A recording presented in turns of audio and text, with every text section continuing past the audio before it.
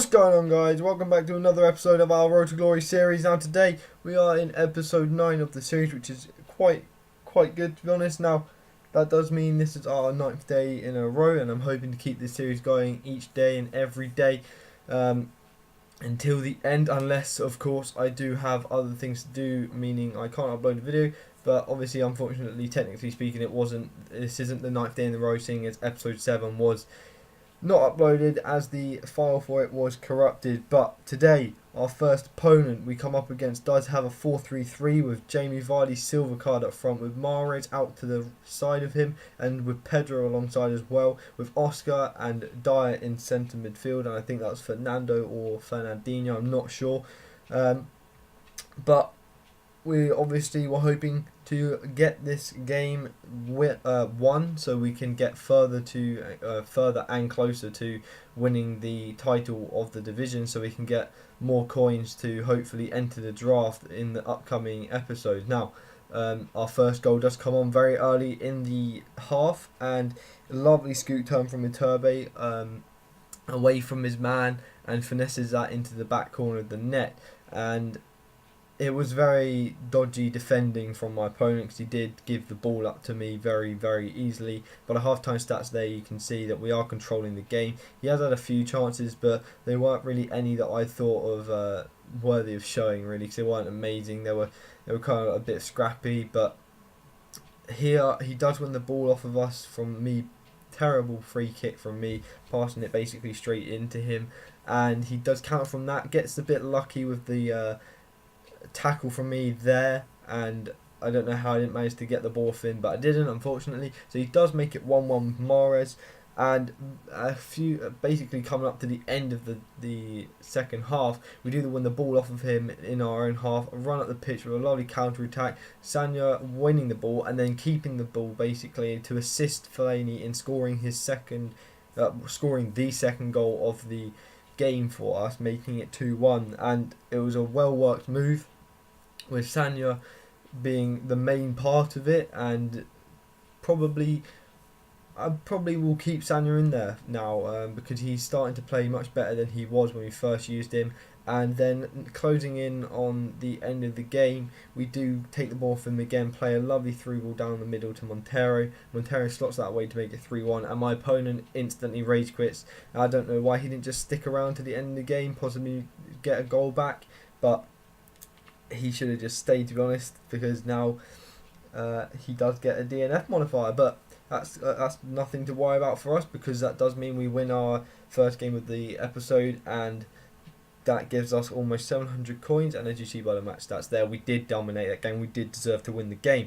Now that does mean we are on 9 points in the division. We only need 2 more wins to get the title, and 1 more win to get promotion, and we are basically safe in Division 8 if we were to lose every game from now on. But obviously we are hoping not to lose any games, because these are easy divisions and we should be winning each and every game. And here we do go into our second game with our Premier League team this time, with our German league this time, and I do put Herrera on the bench because he had a bit low on fitness. And the next team we come up against is a very strong, fast Premier League team, apart from John Terry at centre back. But he does have Lloris in goal, who I find incredible in this game. He does have Remy and Vardy up front, so a lot of pace. He does have Sterling and Willian out on the side, which is again a lot of pace. But I find that in these formations, the wingers aren't really used as much unless you force it to them. Now, very early on in the game, we do get a corner.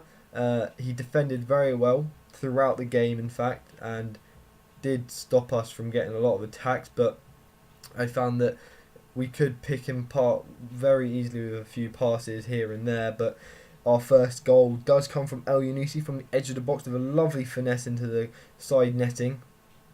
And again, just look at this. Just what a nice goal from a non-rare player. He's not even someone incredible on the game, but we do get a free kick. I do end up hitting the wall, and I sped it up here because there's a bit of back and forth play before the next attack. And here, as you see here, we do get a free kick because he was offside, and we play it up the wing to our right back, who does manage to get quite far up the pitch. And passes it inside to our attackers, and basically this opponent, like I said, was very easy to pick apart with passes, and as you see here, lovely pass from Gundogan to Hernandez, who does it back out wide to El Yunusi, who smashes it near post, making it 2-0, El Yunusi getting his second goal. And I'm sorry about that, the gameplay there, like replaying itself, I don't know what happened, must have messed it up in a bit of editing earlier, but sorry about that. But I guess you get to see it twice, the attack. The goal was quite nice, but here, as you can see, he was on an attack. We do manage to stop his attack. Gundogan, I think that was Gundogan. It may have been Çalhanoğlu, but he does play a ball out wide to Hernandez, who doesn't get there in time before the keeper, but he does pass it off to Roda, and Roda does smash that from about 40 yards out and gets it in. Seeing as the keeper was off his line, I thought I may as well take a shot and see what happens, because most of the time probably will score from there. So I took the shot, made it 3-0, and instantly after that my opponent paused and quit the game. And this seems very, very apparent in these, and very frequent in these divisions, these low divisions, and that's probably the reason why these players are in these divisions, because they don't stick around and try and get back into the game. They do give up and quit the match, which I don't see the point in that, because it's FIFA. You never know what will happen. No two halves are the same, because the amount of games I've played where I've been losing by half time and the second half I've managed to come back and draw it or win it is ridiculous. Like, I don't see why people quit so early on in matches, especially, obviously they are in a low division, which is probably why they don't care, and that's probably why they are quitting, but that doesn't really help them get further from those divisions. But our third game of the episode does come up against this incredible team with Neymar, Ibra, Bale, informed Ben Arthur, Iniesta, bloody informed Godin, PK, Alves, Marcelo, Cruz, De Gea.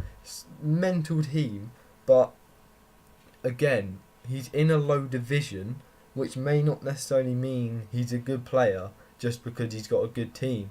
And it became very apparent to me that he wasn't as good as his team was, to say. Like, very early on, you see there, we do manage to pick apart his defence with some passing, but unfortunately El Yunusi couldn't finish that off.